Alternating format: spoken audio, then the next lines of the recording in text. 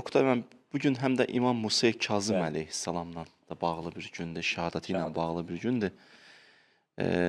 Və onun Kazım adını istəyirəm. Quranda keçib Kazım, Kəzimin kəlməsi keçib.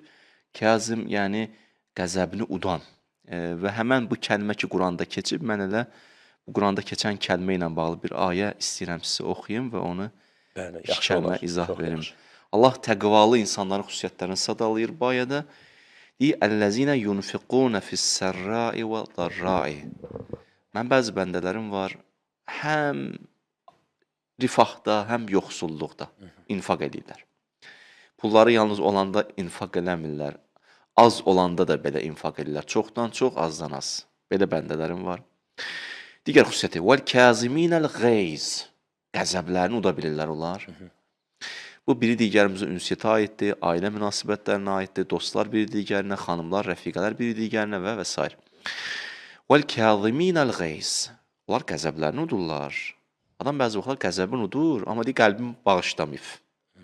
Fikir vermişsiniz, deyir, Bəli. qəlbim barışmaq istəmir.